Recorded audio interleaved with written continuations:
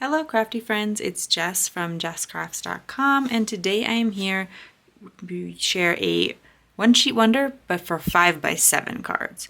So this will help you make one 5x7 card with one sheet of 6x6 paper and no scraps. So to get started, I have a 5x7, which is also called an A7 card. And I did make it from the cardstock that I have, that I make all my accent opaque, but I do know that that leaves some kind of awkward scraps, and so some people just like to purchase their 5x7 card bases. It is not necessarily like my go-to size, but I know that a lot of people like it, and so I wanted to share some ideas for how to use 6x6 paper with 5x7 as well. I'm going to be making a Thanksgiving card, but I'm going to pull a piece from a more winter/Christmas paper pad. This is the Opaque Warm and Cozy. I don't think it's available anymore. It's an older one, but again, I'm just trying to show you how to actually get card making and not so much worried about the latest and greatest supplies here. So I'm going to cut this down to 6x6. This pattern paper has that like little hole at the top that they use to hang the pattern paper on the rack. It does, with this particular paper pad, it is just under 6 inches when you cut that circle off, but that's not a very big deal, especially with the particular template I'm going to show you today. So basically, you're just going to take your 6x6 paper and you're going to cut it to 3/4 of an inch by 6 strips. And they're all just strips, like super easy peasy. And this is double-sided paper, but I'm only going to use the one side because the back side, well, you know what, it's actually probably okay for Thanksgiving if you live in a colder part of the world where it is, well, colder part of the US or Canada where they celebrate Thanksgiving. But I don't know, I don't think of it so much as a Thanksgiving thing, where I thought this wood grain paper was pretty neutral and would work out well. One of the challenges of this trimmer is that it can be hard to cut small strips with it. However, 3/4 of an inch is about the smallest strip that I can reasonably cut off of another small area. So I can cut this 1 1/2 into 2 3/4 of an inch. So it works here, but that is my number one con of this paper trimmer, is that when you want to cut something really small, it has a bit of trouble because you can't get your fingers underneath that blade, that like guard, and you shouldn't, not safe. And always follow all manufacturer's instructions when using tools. Okay, so basically I'm just gonna arrange these strips onto my card in like an overlapping pattern for some interest. They're kind of like, in this instance, because I'm using this wood grain paper, just gonna kind of look like a bunch of wooden planks all gathered together on top. You could only use half of them. So there are 8 strips. So you could use 4 on one card and 4 on another and spread them out if that's something that appeals to you. But I kind of, when I was designing this, just liked the idea of lots of overlap and interest on the card. So I'm going to start by laying the 2 on the left and right of the card, and I'm going to put them towards the top corner of each. Then for my next one, I want it to have some variation, so I'm going to maybe place that one more towards the bottom of the card. Now, this is not a precise process. I'm not telling you exactly where to lay each one, but they should overlap enough, and there should be enough of them that you don't have to worry about whether or not, like, oh, is this one overlapped as much as that one? So like if I overlap this one by, say, 1/4 of an inch, but this one only 1/8 or barely at all, it should all work out fine. But you may want to take a minute and try it all out before you have adhesive, just to kind of see what pattern you personally like.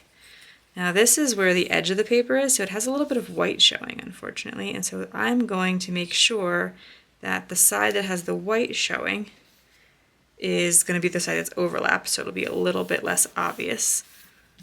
And so this last one is going to kind of all stack them on top of each other, but this last one is going to be on top of both of its neighbors. And so that's basically it. Super simple. It's actually maybe not as interesting with this pattern paper that I chose, but it does have, like, because of the layers, has some nice interest to it. I do think it would look more fun with a different pattern, but I wanted to make a Thanksgiving card. So I wanted to share with you this cool resource that I found. So Creative Fabrica is a website that has a lot of like craft illustrations, graphics, embroidery patterns, SVGs, which are like things you can cut with your Cricut and your ScanNCut. They have all these different like, you know, patterns and illustrations and things for you to download and use.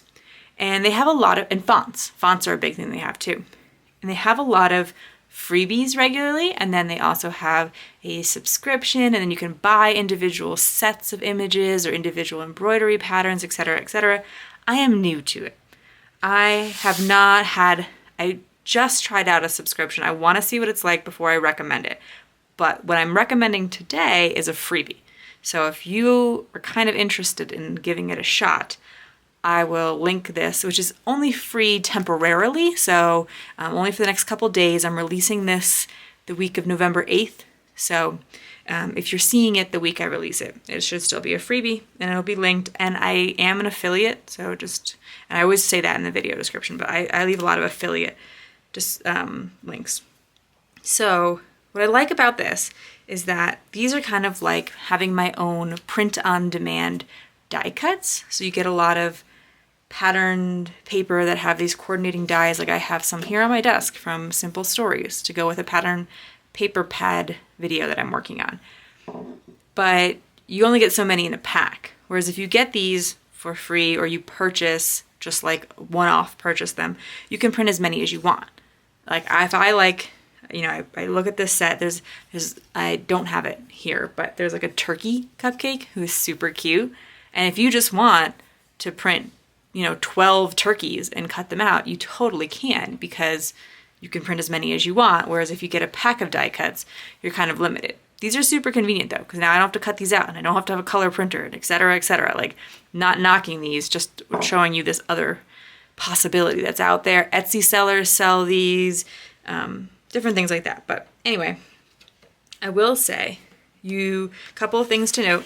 If you're gonna cut them out on your ScanNCut, which is awesome, I totally recommend doing that if you have one, is that you do have to make sure you're in the color scan mode. So when I cut out my stamps that I've stamped with black outline and then colored in, Copic colored, I use the recognition mode is black, but you need to change it to the recognition mode is color for any kind of cutting like this. This applies to, like, sometimes you'll get a sheet of images with a pattern paper, like you can get those pre-printed, and if you want to cut those out with your ScanNCut, it's very possible, but you do have to change to that color mode. So anyway, I'm going to be able to finish it off with whichever of these I like. Now, you may notice it doesn't cut it super perfectly. However, fixing this up is way faster than fussy cutting the whole thing, so I tend to let my ScanNCut do the best job it can, knowing there might be some flaws, and this happens with these images that I'm printing, but also the pre-printed images like P13. I've done this before with them, where they have these images printed on the inside of their paper pads. I love that, but my ScanNCut does not cut them perfectly. But yeah, taking a second to just trim that off, way better than fussy cutting them all out. But if you don't have a ScanNCut, these are still a great option. You can cut them out. I did print them on pretty thin cardstock. This is the Georgia Pacific. I think it's 110 pound, but it's pretty thin for 110 pound, from Walmart. But honestly, again, comparing it to a die cut that I pre-purchased, they're both pretty flimsy. They're both a thin cardstock at best, so it's pretty equal to those kind of die cuts. All right, I'm gonna use a sentiment from tailored expressions, where you can stamp a whole bunch of them and cut them out. And so these are like the Thanksgiving, I think it's called Harvest. So I have these already ready to go. I'm gonna choose Give Thanks. Although maybe a bigger one would be better. If I printed that turkey, I should have. He's so cute. Gobble till you wobble. That would have been pretty funny. It could still work though, because I have a cupcake and it's clearly for Thanksgiving because there's that little pilgrim hat there. So maybe I'll just use it. Okay. And I can add that.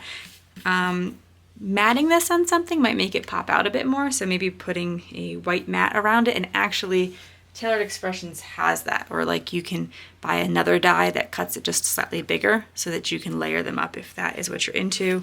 I could see that adding an extra touch to this card. Okay, let's just finish this up because now I'm just doing a lot of rambling and you guys are like, yep, I get it. Glue it down, your card is done. So, and I'm not going to use foam tape. I'm going to use, so sometimes when you get, I don't know, I get it when I order stamps. These come behind to like keep the stamps stiff. You get these little bits of like cardstock. You get them in packaging of all sorts. I hold on to those, and in addition to cutting my cardstock and making like foam tape with it, I also just sometimes use those stiff pieces of cardboard. I've heard people say, I just take my cereal boxes, cut them up. Perfect. Love it. Like, why are we paying for foam tape? I mean, foam tape has that like squishy element, which sometimes matters. But for the most part, we should just be using the random bits and bobs that would be going in the trash anyway and saving our crafty bucks for, you know, adhesive that we're always running out of, or at least I am. I don't know, what is the crafty supply you run out of the most? Or maybe a more fun question. Here's a more fun question. What is the crafty supply that you want to save all your money for? Like, you know, I'm gonna use fake foam tape so that I have more money to buy X. Like, I like, you know, I more money to buy more dies, more stencils, more stamps. What is the one thing that you want to buy more of? And maybe Creative Fabrica, when it's all its cool freebies, are another way to save you some money, and you can buy more of that supply. All right, so that is it for my card today. If you like this video, please give it a thumbs up. If you are interested in more crafting tutorials, specifically how to get the most out of your supplies, card making with no scraps, etc., please subscribe to my channel. I will leave you links to everything that I mentioned in the video description below. And have an awesome day. Bye.